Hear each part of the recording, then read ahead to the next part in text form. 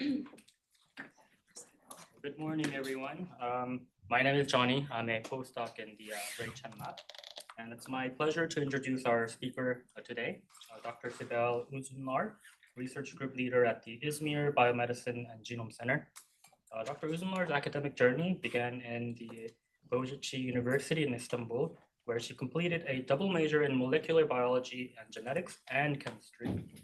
She earned her master's in chemical and biological engineering at the Koç University, and then pursued her PhD at the Georgia Institute of Technology.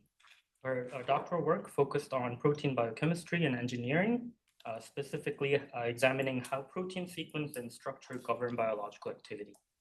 Following her PhD, she conducted her postdoctoral research in antibody engineering at the Rensselaer Polytechnic Institute during her time in the US. Dr. Uzunlar contributed to multidisciplinary projects funded by the NIH, the NSF, and industry partners such as Novo Nordisk, operating directly at the interface of fundamental research and translational biotechnology. In 2018, she returned to Turkey to establish the Antibody Engineering Lab. Her group focuses on antibody discovery, protein engineering, and developing therapeutics and diagnostic platforms. Notably, her lab is developing an anti-VEGF antibody fragment for the treatment of wet AMD, underscoring the strong translational impact of her research. Currently, she leads multiple projects that integrate rational protein design and directed... Is microphone on? Is the microphone on, John? It's not. It's not. So you have to start all over. We could hear it pretty well. It wasn't the loudest thing we've ever heard, but it was still audible. Yeah, I heard it. Yeah. Okay. You don't have to start all over. Just despite what the eminent Professor Palczewski says, please continue. Okay, thank you. So I'll just finish off. I'm not sure it's any better now, by the way. Can anybody hear better now? That microphone is maybe a dummy microphone. Yeah. Even if it's on, it's not really doing much. Hello, can you hear me more? No. I'll just yell.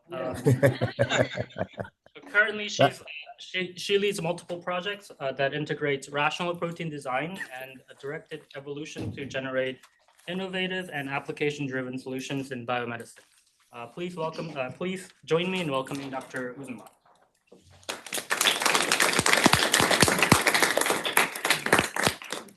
Yeah, thank you very much for the nice introduction, and thank you for the invitation to this seminar series. It is a pleasure for me to be here, and good morning to everyone, and although it is evening here.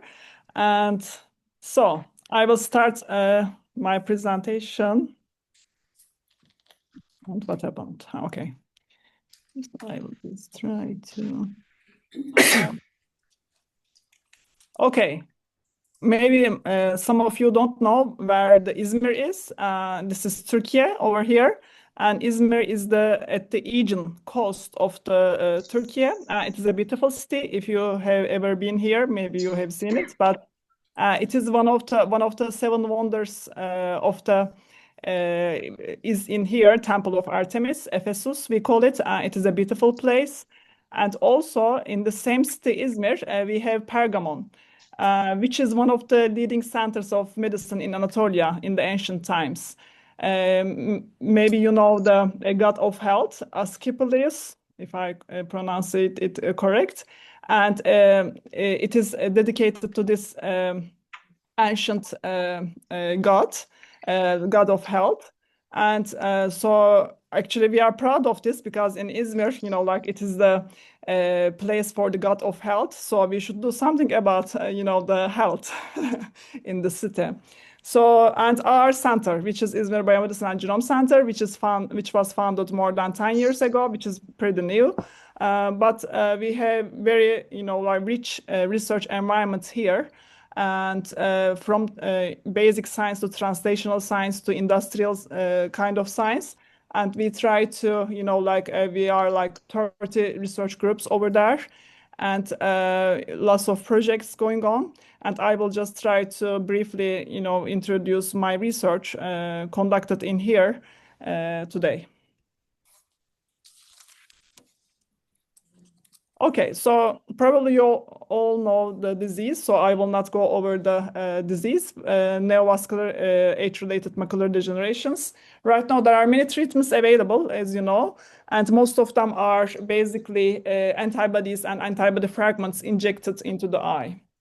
And the most common one was aflibercept and ranibizumab. And but the thing is that those anti-VEGF therapies should be repeatedly injected into the eye, which can be complicated after some point.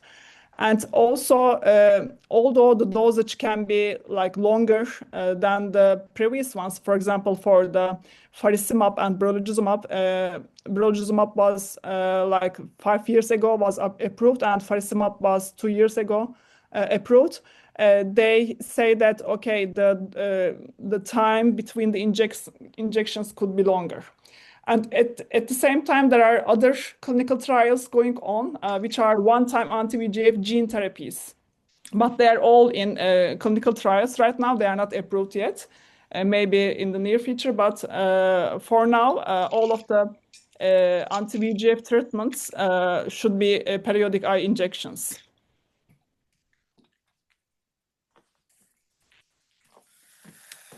Okay, the mechanism of action for those anti-VEGFs, basically they are targeting the vascular endothelial growth factor A.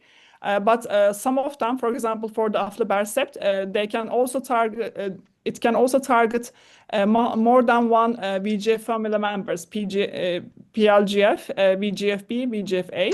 For ranibizumab, brolucizumab, and bevacizumab, as you know, bevacizumab was originally a cancer drug, anti-cancer drug, but after some time, because of the, the treatment is has a high cost for those approved treatments. That anti-cancer drug, the dosage is very high, so it was approved also for this treatment other than cancer for the lower cost. But the effectiveness is not as much as good as the already approved ones.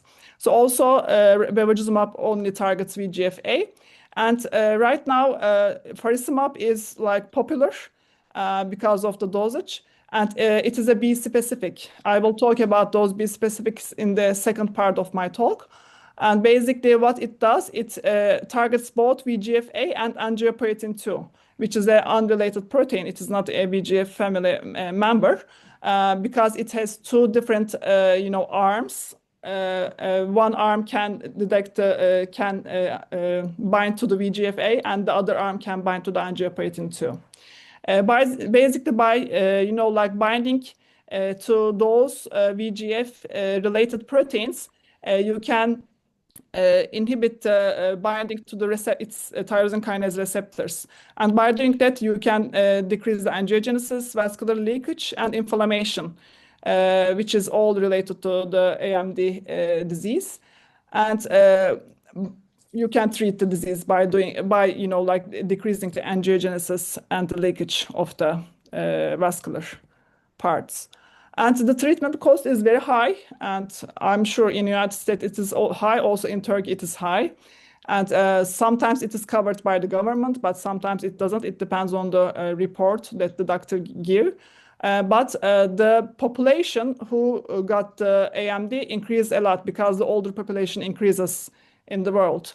And there were almost 200 million patients worldwide in 2020, and it will be more because of the elder population increase. And the current global treatment cost is very high, $10 billion. And in back to 2018, actually, aflibercept, Eylea, was more than half in the sales. But right now, because of this, high gain, there are more and more antibody fragments and other treatments going into the market. And as a projection for the 2028, and aflibercept will go to 20% almost. And with brolucizumab and other things, like faricimab, this will change a lot. And also for the gene therapy, maybe it will change the market a lot. What we do actually for this part, I'm sorry.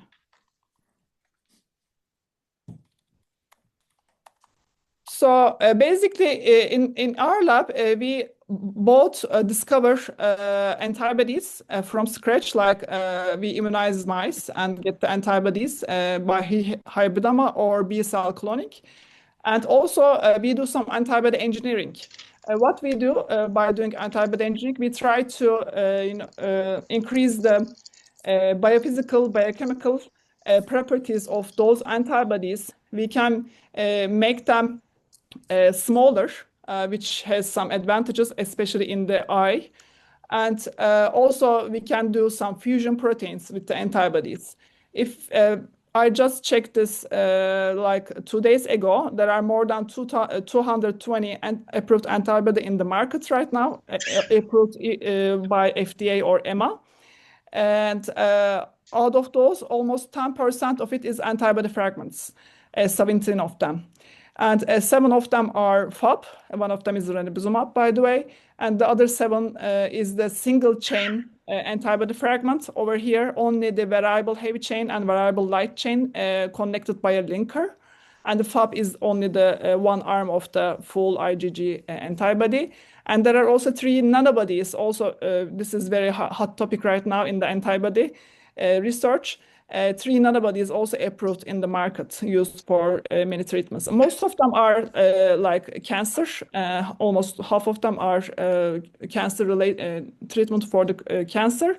But also there are antibodies which are approved for other diseases like AMD and some inflammatory diseases. And why antibody fragments are important? Because they are smaller in size. As you can see, this is like 150 kilodalton protein, which is huge. And you can do the same job by using only the top part of this antibody, right? Which is an scFv. Smaller is better because also it can penetrate the tissue better in cancer, in tumor. And also for those IgG1s, isotype, there are glycosylation sites at the Fc region that I try to show here. When you make it smaller, there is no post-translational modifications at the VH and VL, variable heavy chain and light chain. But for the Fc part, there are glycosylations. And why the cost of antibodies are high? Because of this glycosylation, you need to use a mammalian expression system to produce them.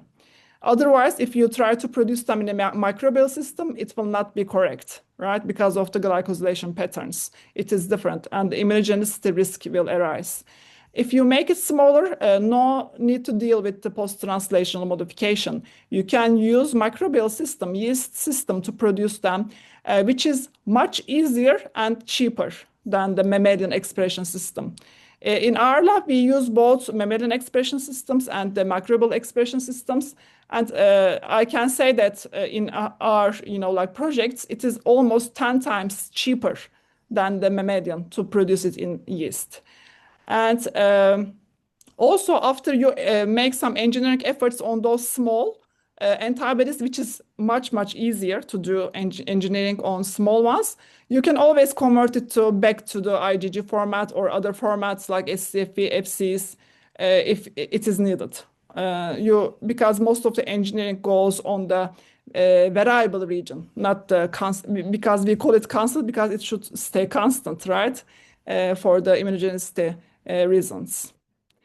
So in this project, we try to engineer actually ranibizumab, which is already approved on the market and used effectively for the AMD treatment. We try to make it smaller. How do we make it smaller? Basically, we keep the VH and VL sites, and we got rid of the light chain constant region and heavy chain constant region number 1. But by doing that, you expose this region to the solvent, right? And which could be unstable, because some residues over there may form interactions with the interface residues of the constant regions. You need to make some engineering efforts to make it more stable and also keeping the binding function. So basically, I will go over the engineering part in the second part. I will go right to our results.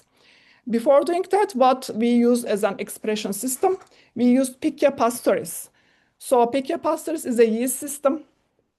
But it is like maybe like 25 years ago or 30 years ago, it was first used for the recombinant expression system. And it was very, very effective, high yield protein expression system. And because it is yeast, actually, it can be it can do also post-translational modifications like mammalian cells because it is not prokaryotic, it is eukaryotic, right? So for example, for brolucizumab, it is they use E. coli for the production system. Okay, it has lots of advantages, but also it has disadvantages. Like as I said before, no post-translational modification. And most of the proteins, if you produce them in high amount, it will be in the inclusion bodies, which is like kind of aggregated protein in the cytoplasm. It will not be secreted to the outside. But Pichia pastoris is very advantageous because it can secrete the protein after proper folding from its ER.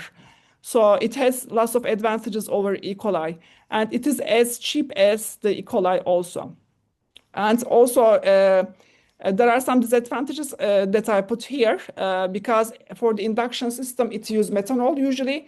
But we did some, with a collaboration, we did some engineering to those, to Pichia pastoris, and we made it ethanol inducible instead of methanol, which is flammable and toxic. So ethanol is a better alternative.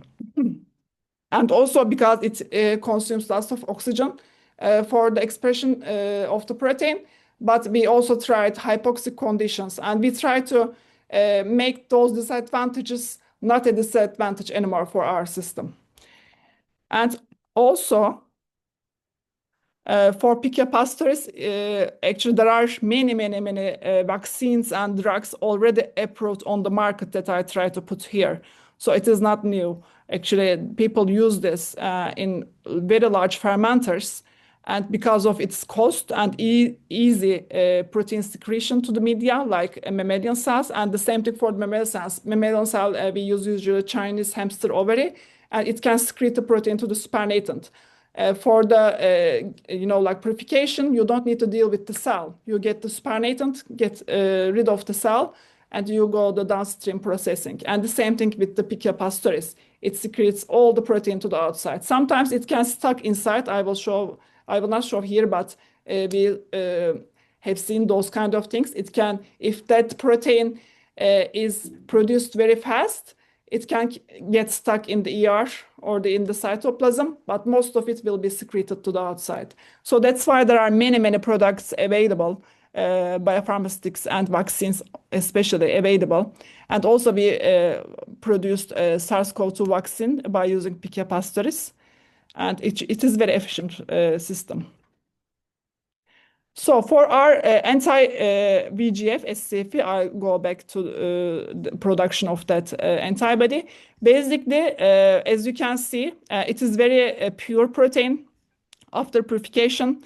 And after formulation, we see that more than 97% monomer, which is acceptable in our case. It is good to go for tests.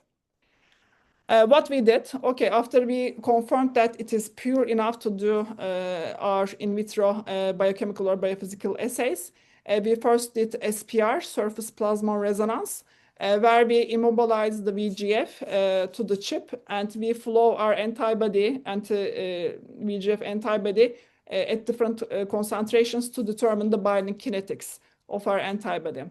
And I put like 3 variants that we, after antibody engineering, that we selected. And also we compared it with the wild type. Wild type was the one where the VH and VL part of the ranibizumab is not engineered. It is as it is, okay? And as you can see, there are not much difference, but you will see more difference in the KD. And the KD, lower KD, meaning that it is binding stronger.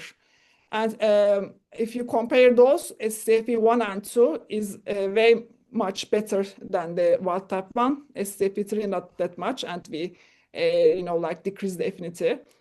And also we checked the TM, melting temperature, where it shows the stability of our protein. Although they are very small, close to each other, there are some improvements. Higher TM is better for the stability. So in this case, scFv1 and two actually seemed like they have high stability. And then we did a functional assay by using HUVEC cell proliferation, which is very standard for the epithelial cell assay. And we first put VEGF to our HUVEC cells, and they basically, I will show that result later, but it will increase the proliferation of the HUVEC cells. And after determining the dosage for that VEGF adding, we put our antibodies at different concentrations. And as you can see, this is the inhibitory concentration of our antibodies. Ranibizumab, for a reference that we put over here, if it is closer to the left, it means it has a lower IC50 and better binding to that VEGF. And as you can see, scFv1 was way much better than the others, and also other variants, and also ranibizumab. And also we did another assay, which is called VEGF bioassay, which is very standard for anti-VEGF, functional assays. Basically, what it does, there is a luciferase system, a cell line. Basically, VEGF binds to VEGFR2, VEGF receptor 2. Its other name is the KDR, and it glows with the substrate. If you add your anti-VEGF, it will antagonize the VEGF, obviously, and it will not bind to the receptor, and the signal for the luminescence will decrease. And it shows that actually for this assay, we also put bevacizumab and also brolucizumab to this as a reference.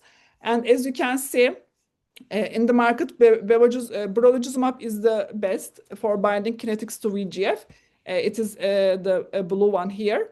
And ours, scFv1, 2, is also very close to the brolucizumab, so which is very promising.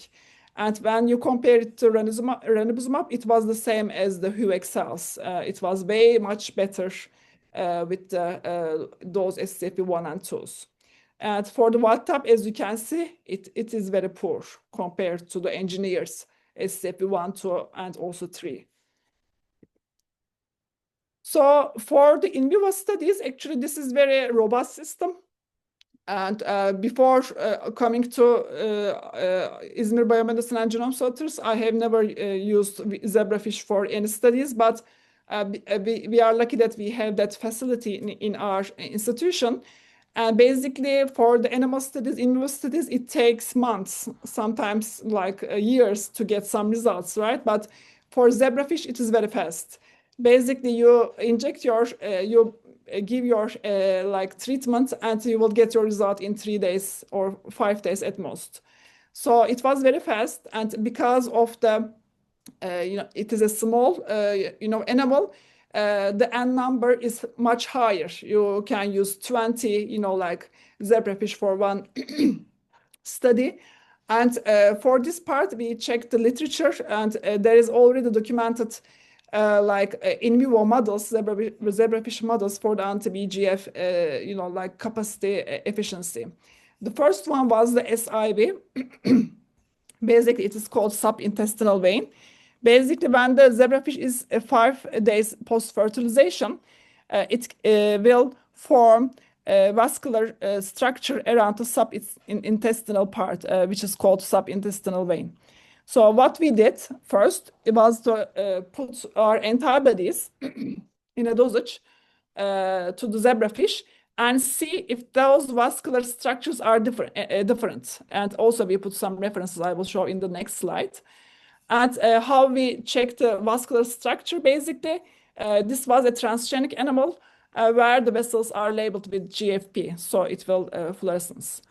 So the second test was the eye angiogenesis. The zebrafish eye is very large compared to its body. It is very large eyes like rabbits. And it was easy to also image eyes. So what we did, we tried to make a model of the AMD basically, also which was documented in the literature. Cobalt chlorure, you inject cobalt chlorure to the zebrafish, and the epithelial structure of the vascular system will like be leaking, like in the AMD. And so we put cobalt chloride, and it mimicked the AMD epithelial structure and vascular structure by leaking. And also we put our antibody to see if there's any difference. The first one that I try to, describe is the subintestinal vein. As you can see, we used like 10 zebrafish for each group. And when we put in PBS, it was the perfect SIV structure that was expected in the wild type animal. And when we put ranibizumab as a reference, it was there were some branching errors, but still the form of the vascular structure was okay. And the same thing with the wild type one. But for the scFv1 and 2, because we discarded scFv3 because of its poor performance in the in vitro studies. You can see that this is the representation of one of the images, but I will go over all of the animals later. As you can see, almost SIV did not form in the zebrafish. So this is like it shows that our anti-VEGF antibodies works. But there was something with the scFv2. I put only one representative image over here.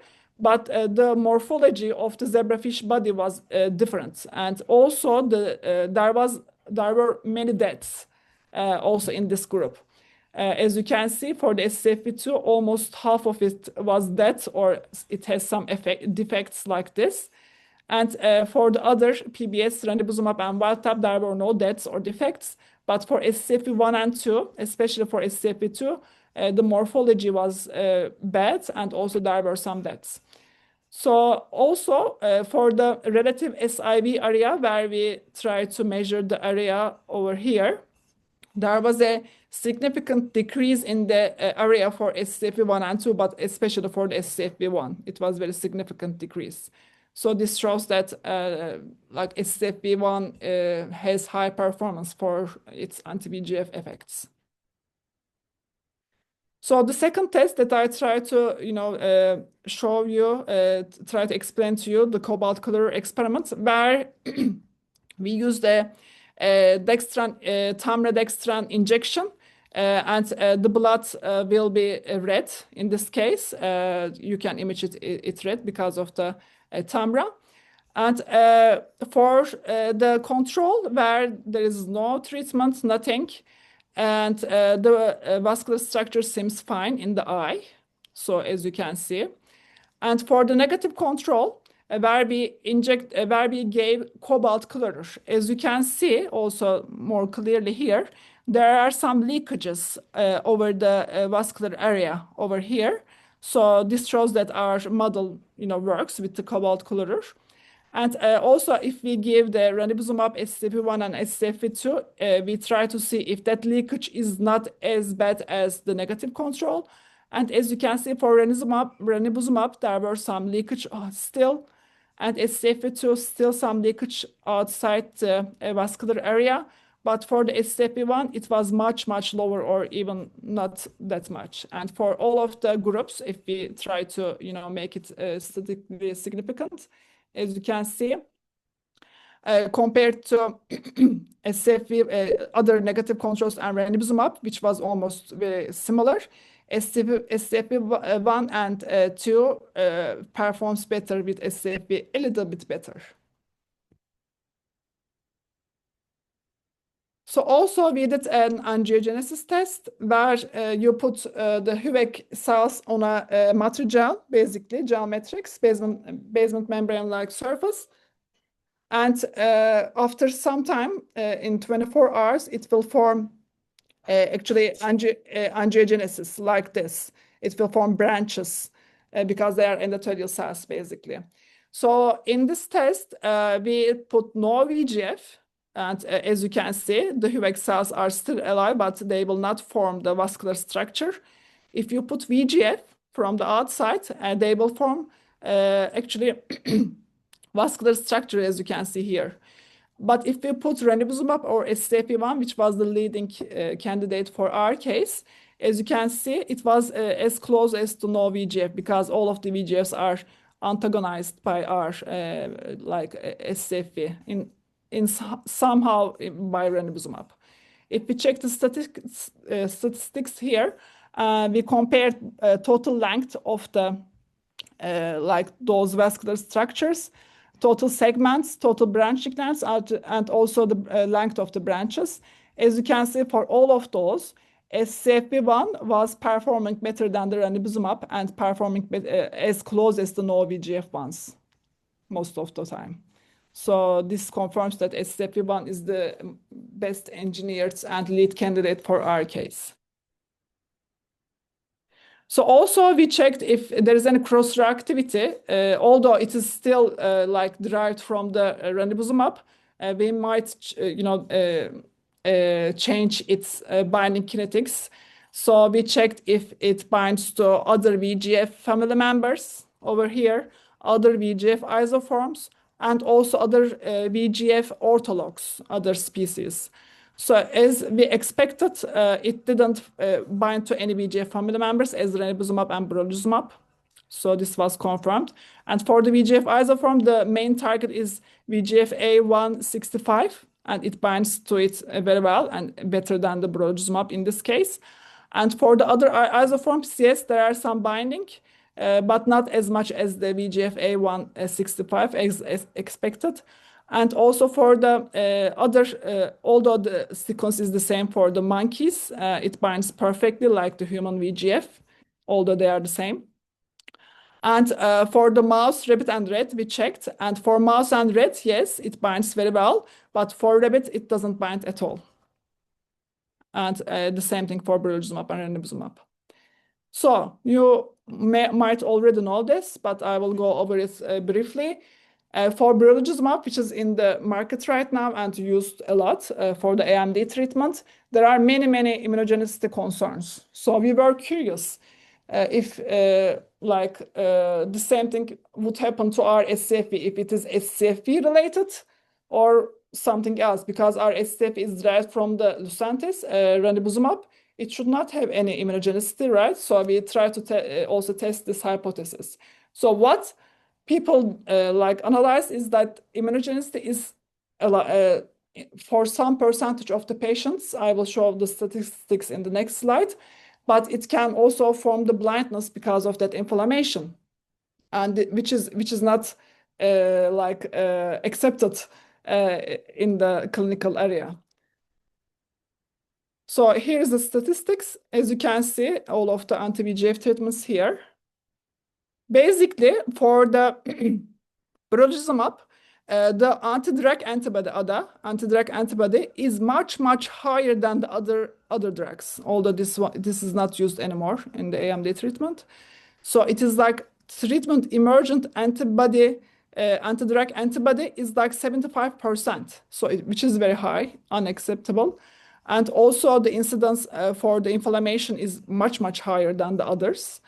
And the retinal vasculitis incidence is also very, a lot compared to 0 for the other drugs. So basically there is a literature publication saying that this could be because of the part of the CDR2. I will go over it in the later slides in the part 2, but there is a stretch of peptide in one of the antigen binding sites, which is over here, FIDD, lots of aspartates.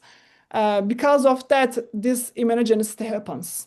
So they documented that because it is very close to the bacteria, in this case, prokaryota or eubacteria sequence. Because of that, our human body makes anti-drug antibody because it is kind of a bacteria-like peptide.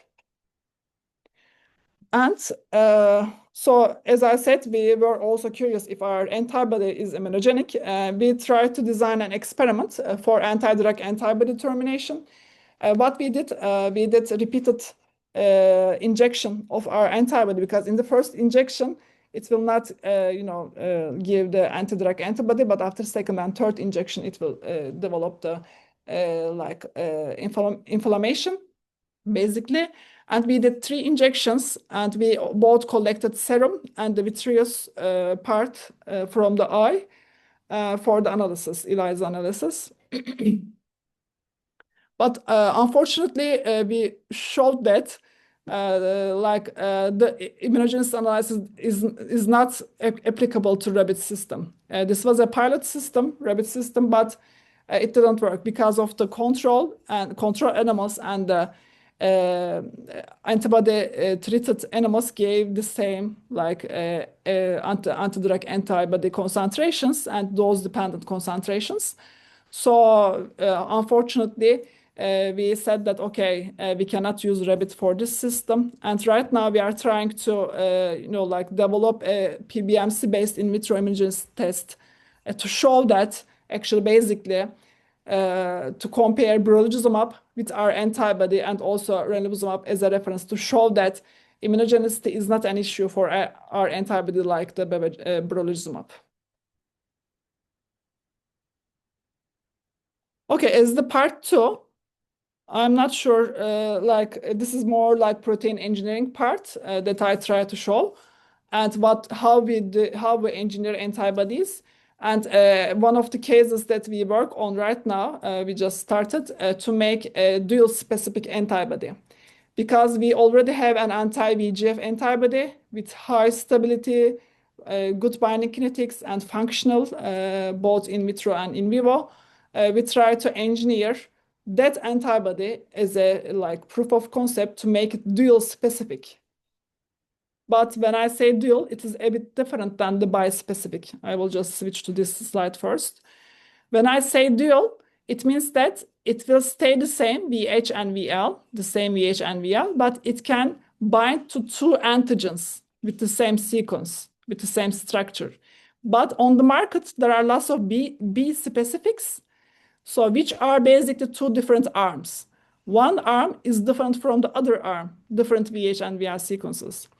This is a bit complicated for the downstream process, okay? So because that antibody produced mostly in mammalian cells, and it may not form this. It may form the not hetero but homo antibody, okay? So this is a bit more complicated production and more complicated analysis. So it is a bit complicated to produce bispecifics. But if you make it dual, meaning that you have a homogeneous antibody with the same sequence, but you can bind to 2 different antigens. So by doing that, you can hit 2 birds with 1 stone, not 2 stones, 2 birds with 2 stones in the bispecifics, but you can hit 2 birds with 1 stone with the dual specific ones. Okay, basically how we did. So if you know the sequence of your antibody, and in the therapeutic area, all the sequence should be documented and it is available, you can do the engineering. Basically, in antibody, there are 3 loops, which are called complementary determining regions, CDR, 1, 2, and 3.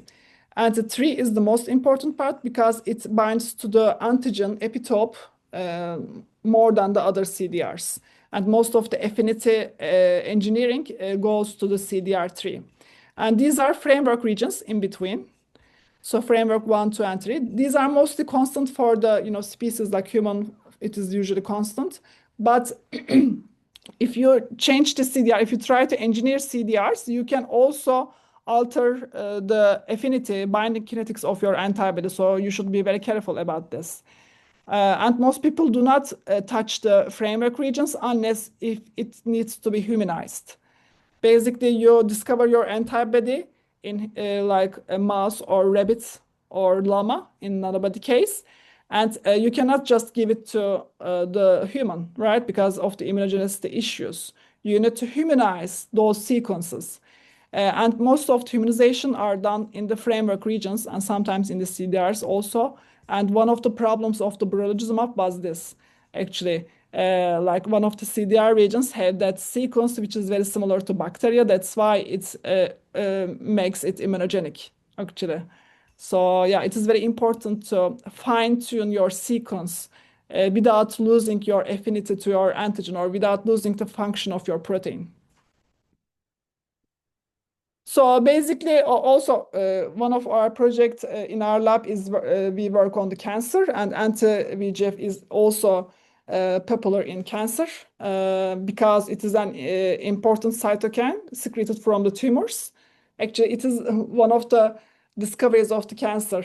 Like one of the surgeons opened the tumor and see lots of blood vessels around the tumor, and they said, okay, there's something wrong with this because there are lots of blood vessels. So because of the VEGF secreted from the tumor, it forms the like the blood vessels around it to make it more like oxygen and other things to for the tumor high replication rate to make tumor bigger. So it is a very key molecule in the cancer, and because we already developed this high binding anti-VEGF scFv in our lab, we talked about, okay, there are other candidate biomarkers for cancer that we can make the dual specific. So one of our projects was dealing with the PD-L1. So PD-L1 is actually immune checkpoint molecule, programmed ligand 1, it is called. Basically, where the tumor cells express the PD-L1 and it binds to its receptor, programmed 1 receptor, and it actually escapes from the immune evasion. So, which is right now for the cancer treatment, there are many PD-1, anti-PD-1s and anti-PD-L1s approved on the market, and which is very efficient compared to other biomarkers. And one of them is pembrolizumab, which is the #1 best-selling cancer drug because it works for most of the patients, not all of them, but for most of the patients, they get the anti-PD-1 or anti-PD-L1 antibodies. So we said that, okay, we have the anti-VEGF, and let's make also that anti-VEGF also dual specific to PD-L1. And we are not the only one thinking about this, and there are many other studies in the late stage clinical where they try to combine PD-L1 targeted with the other important cancer biomarkers, but they are not in the clinic yet. So how we did, I will not go much detail, although this slide is very detailed. I will just try to explain how we engineer to gain that second affinity, dual specificity. So basically, we should not touch the CDRs because, as I said before, if we touch the CDR, we will probably destroy the VEGF binding. So we should keep the VEGF binding first. So we should check the framework regions. So basically, as you can see here, this is the CDR1, CDR2, and CDR3, those loops, okay? But there is another also loop facing towards the antigen, but it is not a CDR. It is not an antigen binding region, but it is still there. So if we call it, I can call it CDR4. I'm not the first one call it CDR4. Other people think about this. Okay, there is a loop, non-functional looking loop, but it can be functional. So basically, in that loop and also at the stem of other CDRs, there are some residues which is called Wernier zone residues. So what are those residues? Those residues are mostly neglected in the current literature because, big pharma usually do not publish their humanization efforts. Humanization is a very important step for the drug development. And there are not many literature about this. But basically, CDRs are loops like this, okay? Long loops, and it binds to antigen. And at the stem, there are some residues which are trying to staple those CDRs. If I try to change those, maybe I can change the pattern of the binding. Or also, I can make my antibody bind to another antigen, right? So that's why we focus on the CDR4 Wernier zone regions. So basically, if I change this CDR4, so-called CDR4, maybe it will be available for the second antigen. So as I said, can we engineer those? So basically, how we did this, those are CDRs, heavy chain CDRs, light chain CDRs. And as you can see, the green one is the VEGF binding residues and how, if it is higher, more binding it means. As you can see, CDR3 is the most important for the antigen binding, lots of greens over here, and some CDR2 residues and also some CDR1 residues. And for the light chain part on the CDR3, a little bit VEGF binding. And but for the Werner zone region, there is no binding at all, as you can see, that I highlighted cyan here. No binding to VEGF at all, as expected. And I try to highlight that region, like VEGF binding region in green here, VEGF. Okay, so this part, most of the light chain CDRs and also that Werner zone region is available. So it is just staying there while the heavy chain does the heavy job of binding to VEGF. Light chain and also CDR4 part is just over there, staying there. So okay, let's engineer this.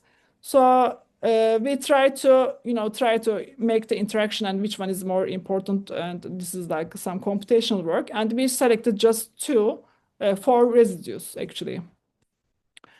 How we did this, and we used first you need to make a library. Okay, so you decided that you will engineer this part, but you cannot do this by using single point mutations, right? It will take forever because you need to make that mutation, clone it, try to express it in your system, purify it, test it if it is okay, good quality, and then you do the same thing again. You cannot do like 20 at a time. It is laborious, but you need to make a library for those by using surface display method. What is a surface display method? Basically, you can form a library, 10 to 5, 10 to 6 variants, and you can screen them by using flow cytometry. And you can just select the ones that will do your second binding, and you can sequence it.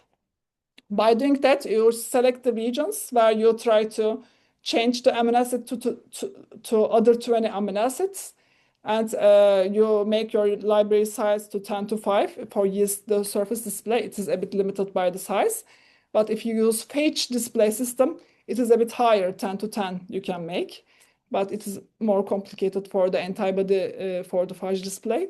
But for yeast, as I said before, it is much easier to do antibody work with the yeast. And you first check the antibody expression and also antigen binding by using flow system. And we have flag tag here for the flow purposes for the tagging. And what we did, first we try to check if our library is not losing its VEGF binding capacity. When you increase the concentration of VEGF, basically it increases, you can see this is our library after 24 hours and after 28 hours, it doesn't depend because after 24 hours it is induced and it is on the surface of the yeast already. After some time, after you screen for the VEGF binding, as you can see, it is a dose-dependent binding. So meaning that our library did not lose its VEGF binding capacity. So although we don't know if it is binding to PD-L1. Next, we checked, actually we sorted our library to make it bind to the PD-L1. How we did it? We first sorted our library against PD-L1, the higher concentration of PD-L1. After each sort, we decrease the concentration to make it like more stringent for the binding to the PD-L1. And at the end of the day, we get some population, very small population, which we hope that it binds to PD-L1. And here is the sequence. We sequence 20 of them and get that sequence. As I said before, we did not lose the VEGF binding, and we see that there is an increase in dose-dependent manner for the PD-L1 binding. Yeah, this is very promising. This was a proof of concept, and it worked. So you only change 2 amino acids in one of the loops of your antibody, and in somehow it started to bind PD-L1. So this was very promising. And among those like combinations, which we isolated them, so it is not high throughput anymore because a couple of them we tried to analyze, and we see that 2 of them was binding to PD-L1 as much as the wild type one, original one, but the NQ1 binds much higher to the PD-L1 compared to wild type. So this was very promising. Then the most exciting part, if its binding is like strong or not. So we confirmed that by flow cytometry it binds, but if it is strong or not. And we checked its binding kinetics. As I said, for VEGF binding, although it's this is a different experiment. This is not SPR, so it is not binding kinetics, but only just apparent binding affinity. So basically, compared to wild type, it is as much same as the like wild type. So it did not lose its VEGF binding. But for the PD-L1 wild type, obviously it did not bind because at the start our scFv was only VEGF binding. But after that mutation, there were some binding. And this is not in the therapeutic range. I accept that, but this is just a proof of concept. So you can make some affinity maturation steps after this. So you make it bind, but you can make it stronger by engineering, by doing engineering more. So we are right now in the process of doing that. So basically, as a conclusion, we engineer antibodies for new applications. As I said, like bispecifics are everywhere, but why not doing the dual specifics? So, but to do that, antibody engineering, you need to use a display technology, actually. And actually, there was a Nobel Prize for that, for the enzyme engineering, like 10 years ago almost. And it is a very strong technique, promising technique. And we use it for the yeast surface display. And also, one of my research goal is to make it also mammalian surface display. Because we work with the antibodies, and some forms of the antibodies are dependent on the mammalian systems, not the microbial systems. And as I said, we can engineer many parts of the antibodies, but we should not go to the CDR part, but the other parts, in this case, Wernier zone region. And we showed a proof of concept to do that. Okay, thank you very much. And actually, my lab is very small. I try to show here a couple of students, but we collaborate a lot with the other research groups in the IBG, İzmir Biomedicine and Genome Center. And most of the in vivo parts that I'm not expert, they did that, and thanks for that. And we have so many projects going on right now in different topics, but mostly on the antibody engineering part. And we are funded by the research councils of Turkey and also another industry partner in Turkey. And thank you very much for listening. If you have questions, I can take them. Great presentation. I have a question whenever it's my turn. Yeah, I see. I'm going to have to jump off in a minute. Why don't we, that's written in there for a while ago. I have a quick question for you. So Yeah. actually a couple. You referenced brolucizumab in smaller fragments. The trouble is that when we got to brolucizumab, there was a lot of inflammation, so the product is not used very much anymore. I know in your assays, can you have an ability to, was that a predictable problem with the smaller the molecule? Does it expose more N groups? Is it more prone to cause inflammation? Is there a way to protect against that in the design of the molecule? So as you get smaller, you can try to make sure that you don't also induce inflammation.